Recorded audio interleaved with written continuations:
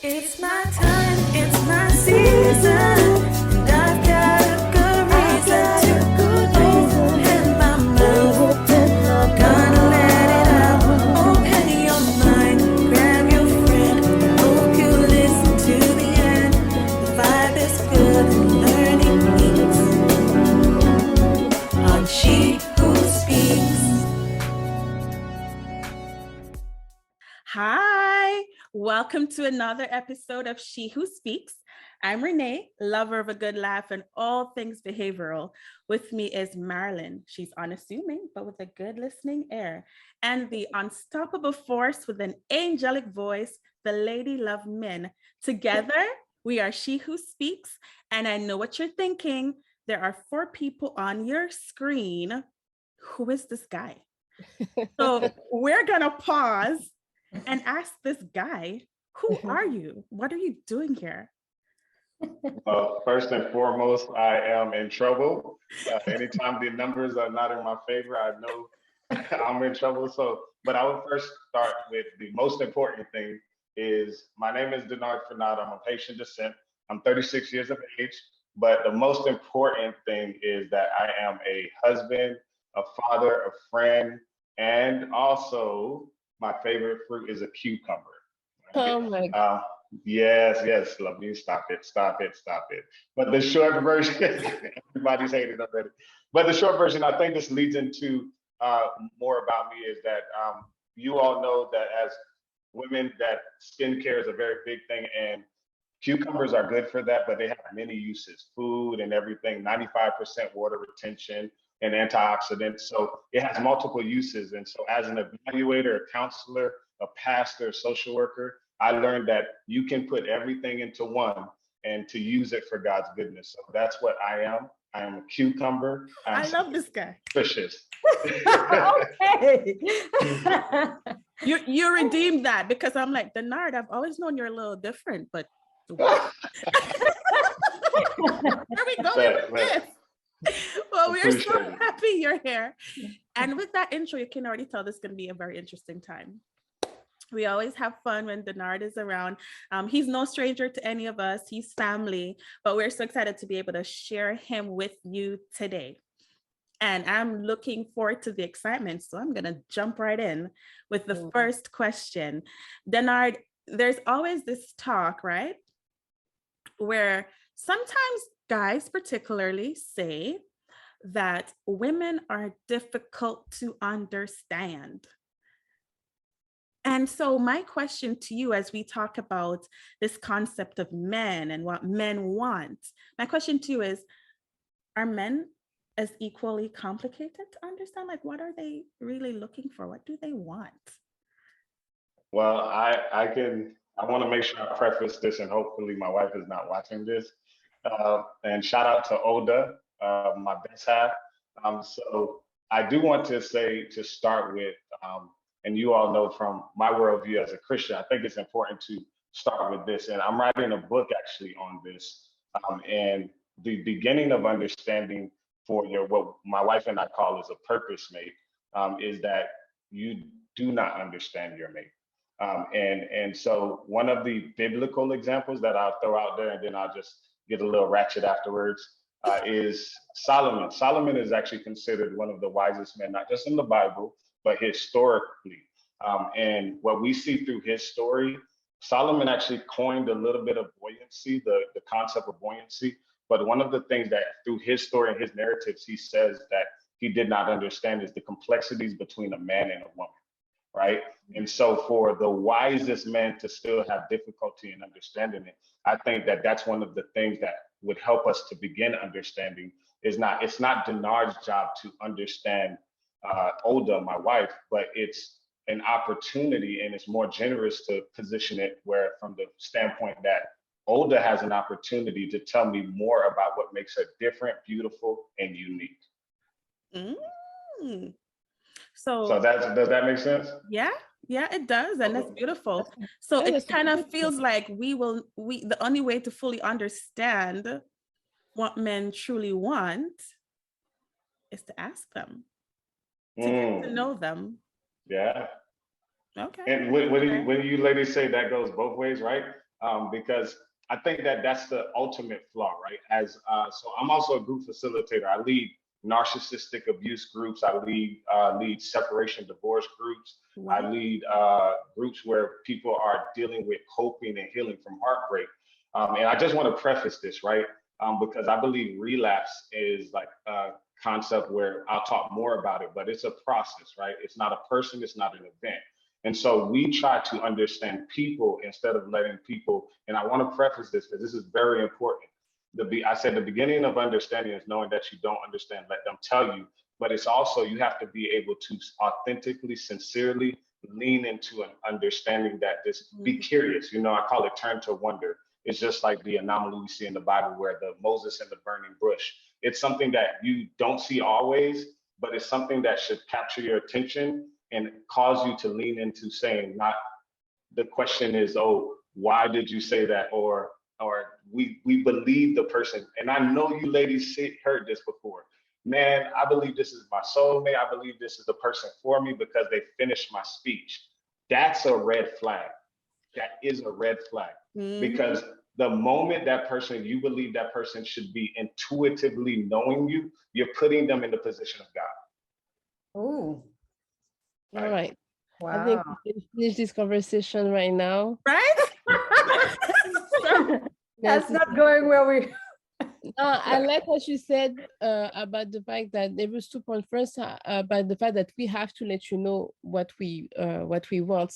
But to do that, I think as women and men, there's an individual journey that needs to be taken, that you have to go through to understand who you are and what you want in order for them to present to her. And I feel like maybe one of our issue is the fact that that journey, we don't do it. We do it, but maybe not deeply enough. And then we get up here you are, you go straight to marriage, and you have all this preconception about marriage or this relationship with unrealistic expectation. Like you said, like I've never seen the fact that someone completing your sentence as a red flag. I thought that it was a good, actually. Yeah. You're so connected. Right. Yeah. Right. But I do understand I do understand your point, but that's I maybe we can talk about that, this journey that you have to go through first in order for you to really understand who you are and what you want, in order then to ask someone, hey, listen, this is what I want, this is who I am, and this is how you need to treat me. That's not gonna work. That's just to complete your statement. Right. No, that's powerful. Can I say something towards that before we go? And I think there's so much to unpack in what you said. Yeah. The thing of the journey, right? I think the journey has, and this is beautiful. There's a level of self-awareness that's important, right? However, we need to be gracious enough to understand that when you turn to curiosity and lean into wonder, like what makes a person, the echo chambers of their heartbeat beat, right? And sometimes I think this is also genuinely true for especially my counterpart, my wife, Olda. Sometimes I don't use the word trigger, in the social work field, we talk about trigger, I call it activate. There are things that activate your body sensations and you respond to the world in and around you. However, because the heart speaks, and the Bible lets us know in Romans chapter 8 that sometimes we don't have words. So sometimes we're trying to find the language, right? And so just going back on that red flag, it's important to understand that sometimes people may not have the language as their journey. And so I call that journey a milestone, right? We don't necessarily, it's not something you reach. It's something that you are progressively going towards, and going to the question of, like, you thought that the goal was for someone to finish your speech. I think compatibility in that sense is just an achievement aspect of a relationship, well driven down that journey, where we've asked the questions, we've dug a little deeper, and we were comfortably uncomfortable to say, no, Denard. And there's times Olda will say, like, I have to take a step back. I don't have the language, but what you just said is not a pleasant sensation in my body. So we can talk a little bit more about that afterwards. Does that make sense? Yes. Yeah. The level of maturity in the communication is Right.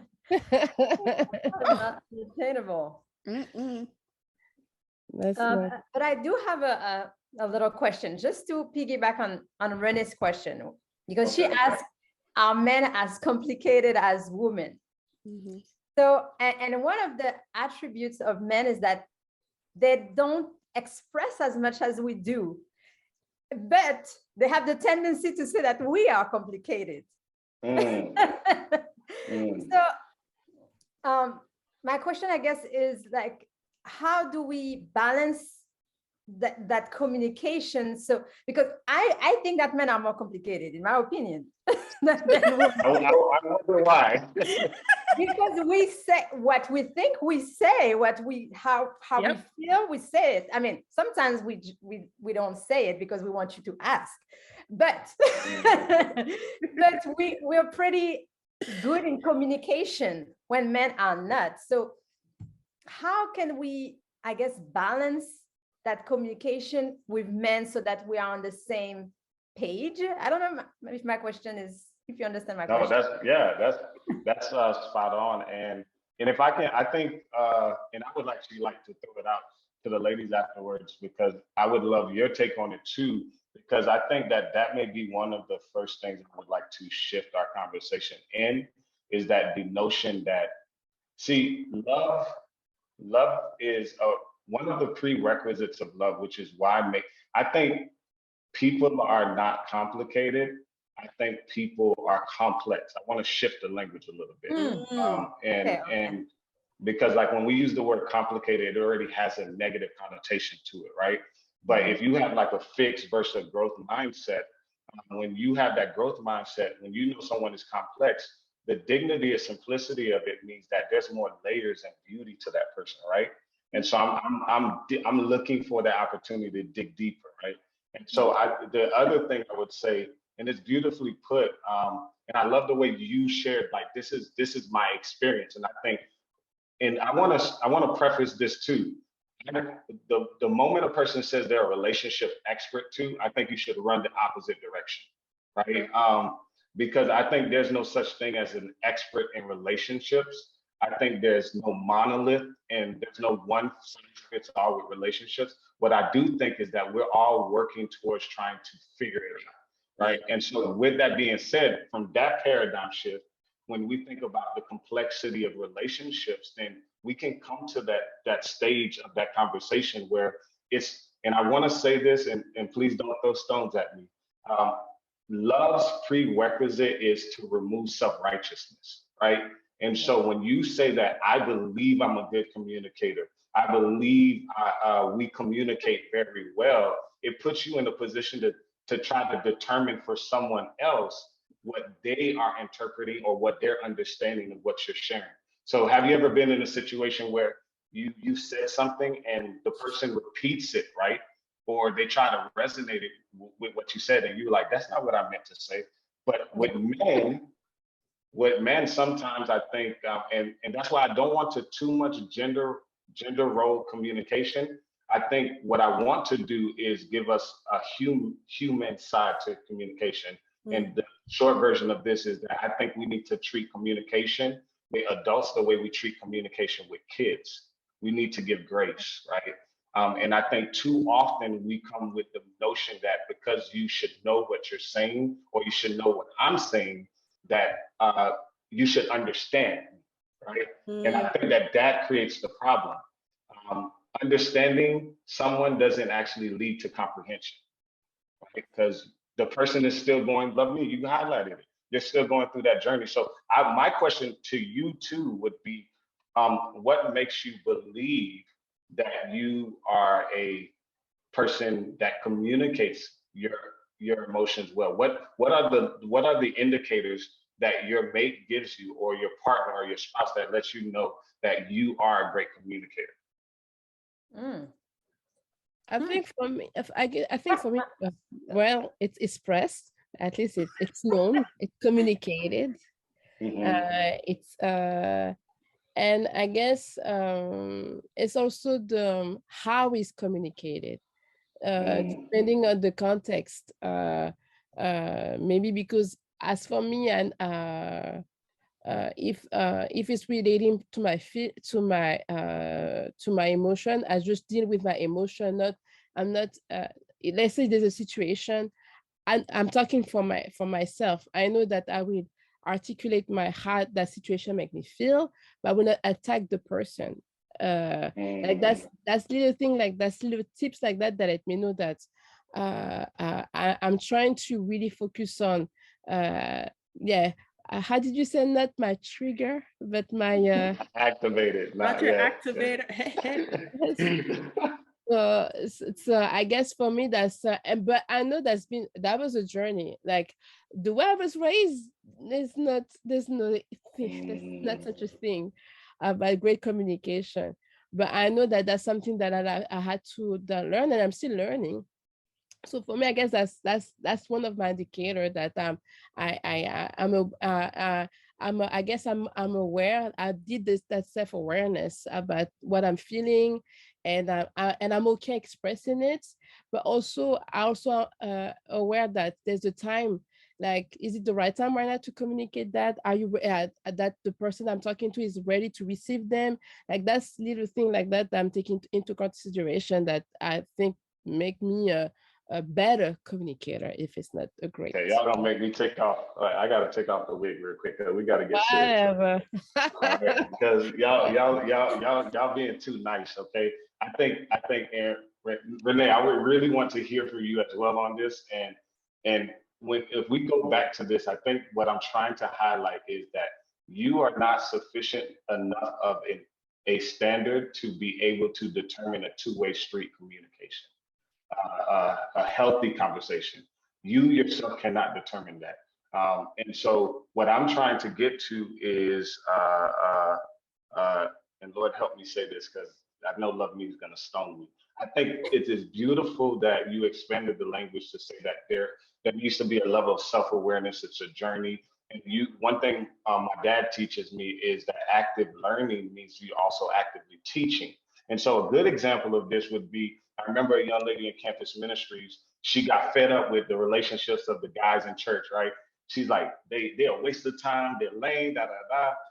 I can do fine all by myself. I remember her saying that. And she's like, Denard, I don't even need you to give me a ride at church. I can read my Bible at home because I am patient. I said, all right, okay, girl. and then, I'm trying to, there's no scripture you can say at this moment because she's a little activated.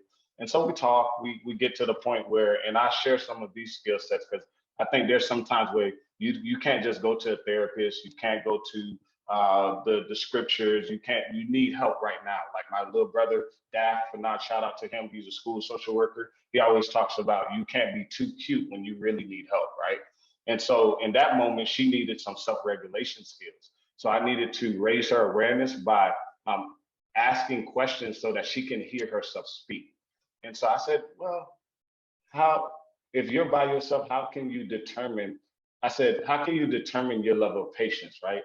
And she was like, well, I don't get mad easily. I'm slow to anger. I might have a quick temper. I was like, but if people are not agitating that in you, you can't determine that, right?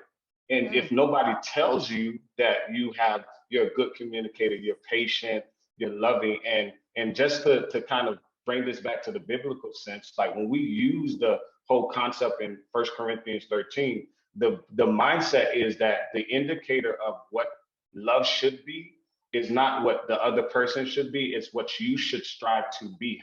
However, you cannot be that standard. That's why love is God. So once you measure yourself against God, you can start to see how well you bear fruit because you're engaging with people around you that draw out some of those, the derision, the difficulty. So I really want us to understand that you cannot be the indicator of how well you communicate.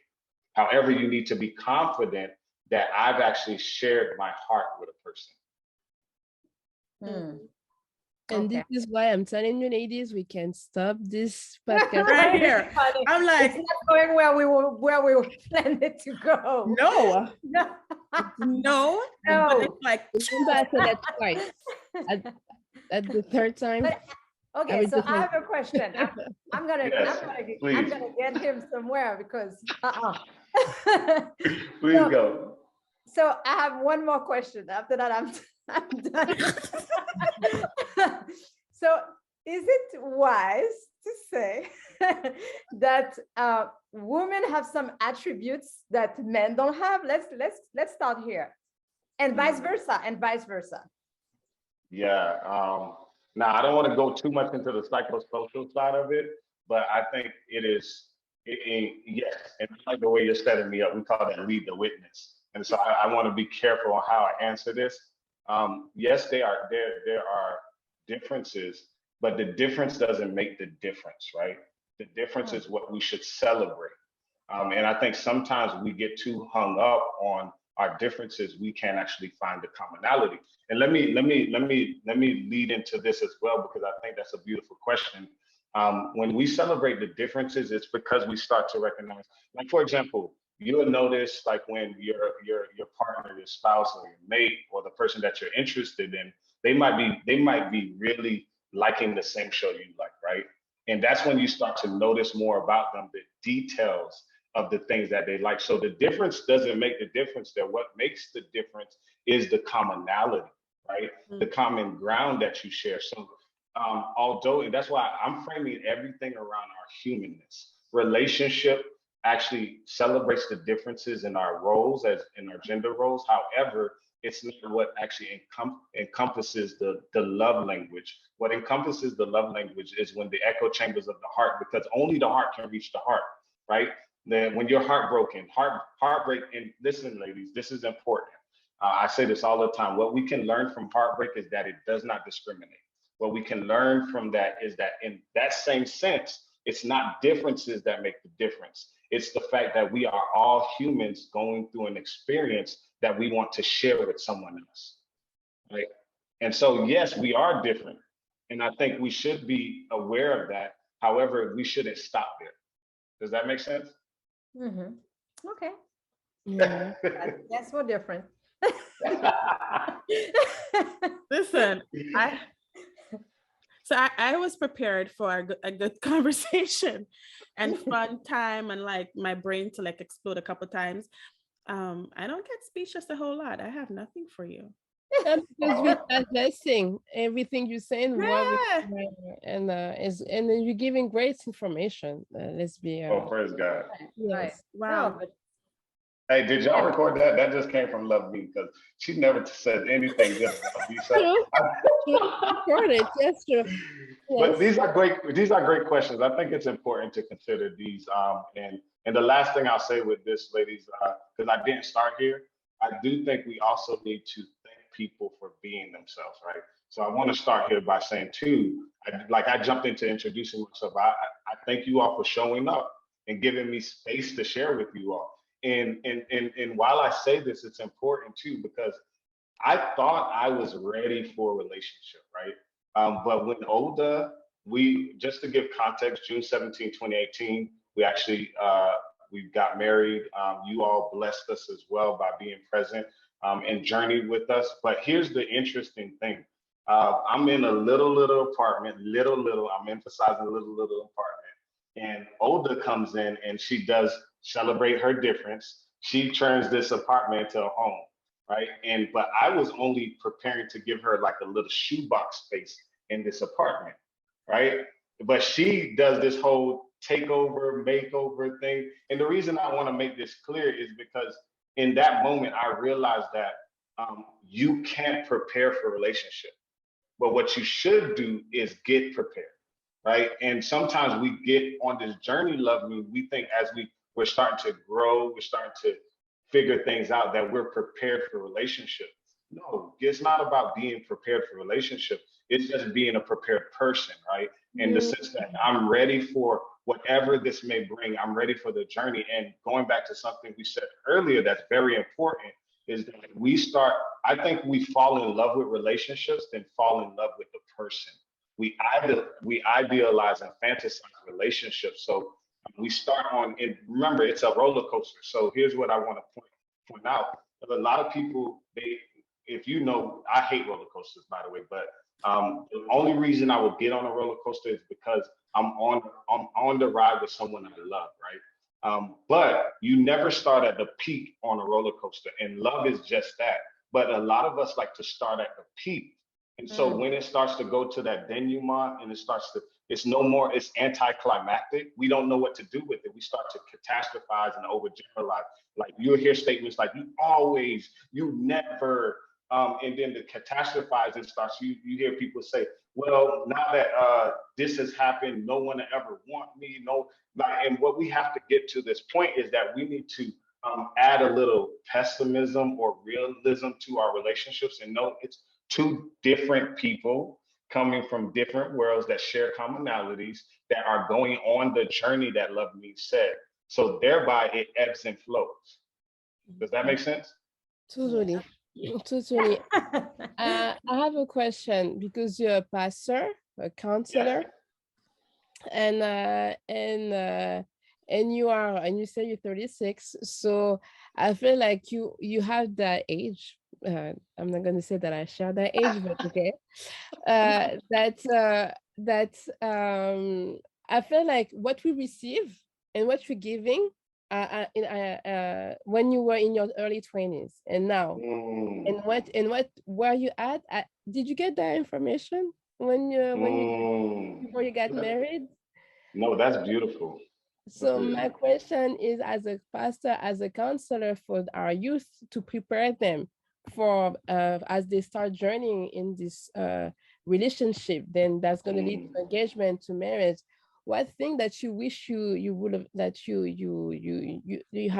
would have known before getting married or starting a relationship? You starting saying good information, but like if you can, I guess, sum up or a few points. Yeah, that's great. So I would say, and yes, I'm also a prepare, enrich facilitator that I help out with premarital, marital. Like I said, I would also go to separation and divorce. I help also with some of the legal stuff. As far as my own experience, I will say that in all transparency, I had honestly two what people would consider long-term relationships, one 4.5 years, one 3.5 years. So I didn't actually enter into a relationship until I was 21.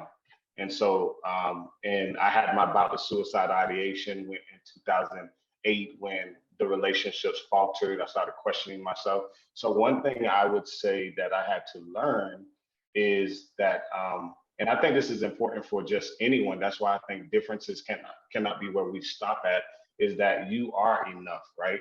You are enough to start with. So, and that means, and this is what it looks like, and I had to learn this in marriage. I think going to the differences, we sometimes think that our job is to change our mate, right? And I have this personal philosophy that I learned along the time. It's a generalization. It's not necessarily true that men are quick to admit but slow to commit, right? And women are slow to admit and quick to commit, right? So they confess their love. They're ready for relationship. They're ready to get settled down. However, there's this time lapse. And so for me, I didn't know that my actions, my love language was showcasing that I was admitting love, but I wasn't ready to be committed to love. And I think there's a distinction that I learned along the time, is that, and for those, this is no longer PG-13 because I'm married. I think this is important to say, but Sir. Yeah, I'll say it. A lot of us, and like I said, a lot of us just fall in love, right? Like head over heels, but a lot of us don't know how to make love, right? And so I think the difference is, and I'm not talking about the physical sense, I'm talking about in the sense, because making love is the sense of where your discipline and your practice becomes an art form. A lot of us fall in love with the art form of love, but a lot of us don't have the discipline. And what that looks like, love mean, is that I had to learn throughout the process where you're talking about progressively becoming a better father, a better husband, a better friend. And at times I realized that in my relationship with Olda was looking for a friend, but I was trying to be a husband, right? And those two didn't correlate, right? And so in that space, when there was like, we were bumping heads, and I just want to be completely transparent. I think the other thing I had to learn is that I entered in as an adult, but we need to also, and as an evaluator, I'm big on criterions and standards, you need to really look at the frequency or the longevity of your relationship at the point that you're having these what I call growth spurts or these pain points. So in our pain point, we were at Andrews University. We were only literally a year in, but the way we were operating, we were trying to operate as if we were together for 25 years. And that goes back to that childlike mindset. We have to actually not just give grace to our mate, our partner, our spouse. So the other thing I would say is just learning how to give grace to your relationship, right?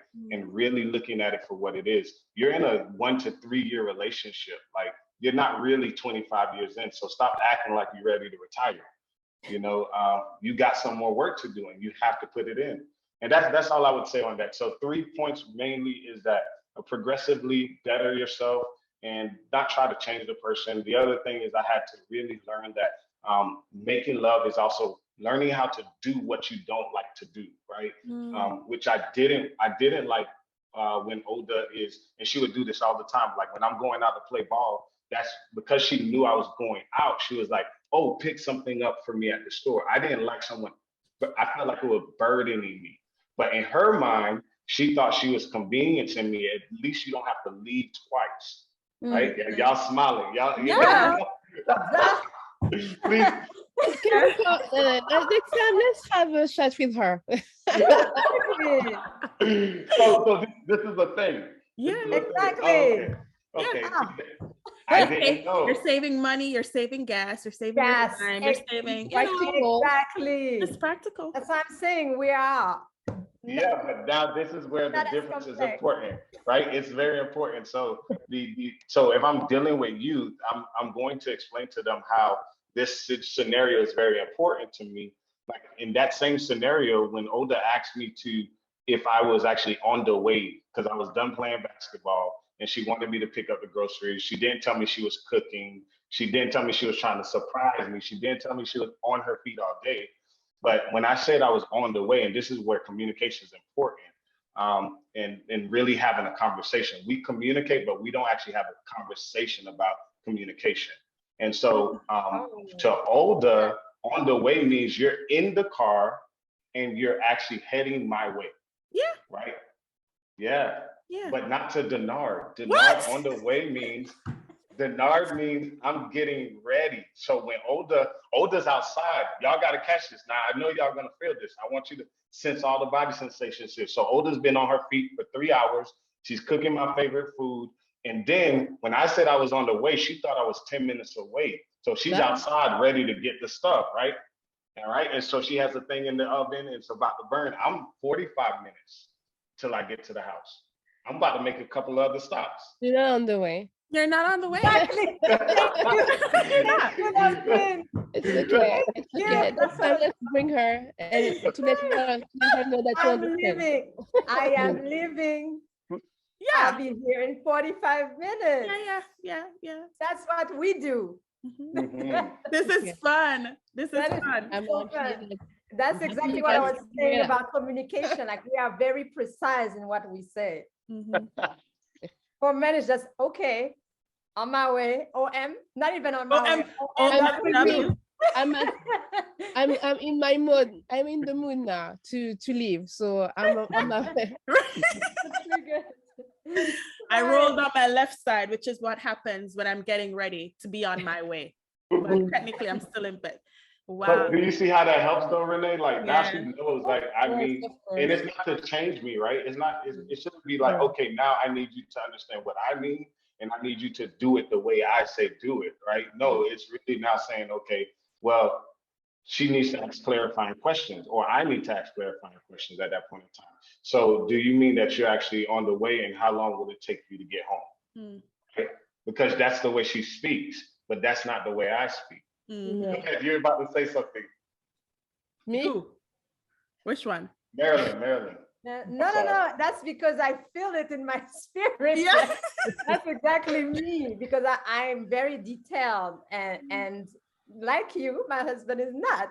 So that's what I'm saying. Like in communication, we're very thorough in what we say. And on the other hand, it's hard sometimes to that they are very complex. I'm changing the word, you see?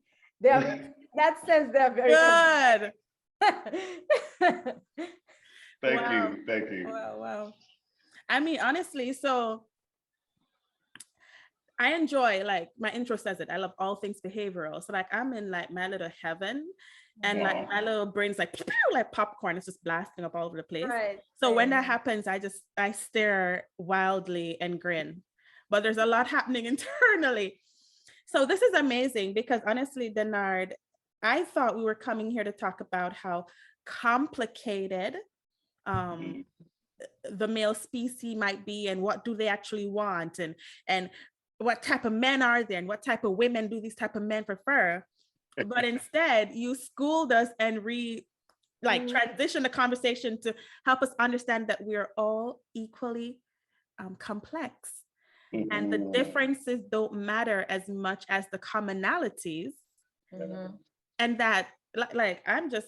Yeah, I like the fact that he just do like at the center we are human, and that was just all of that is just and I sincerely appreciate that, because I feel like that's information that when we were younger I didn't receive, and I wish someone like would have given that.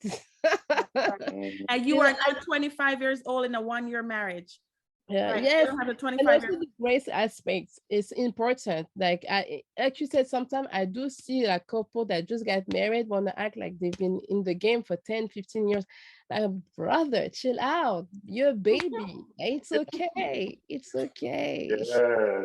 So I'm glad that you guys, that's also a point that you talk, because you are a pastor, a counselor, so people look up to you, and it's humility. And I don't think a lot of couple, especially when they have those positions, come with this humility, to be honest. So that was I did that for now in the podcast, but Right.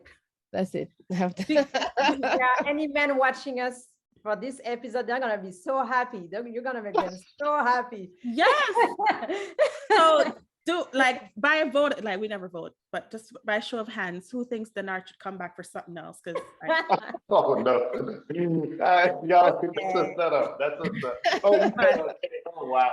And maybe those who don't know Denard or his beautiful bride Olda, like, oh, you think Denard is fun? Olda is like no comparison. She's equally as fun.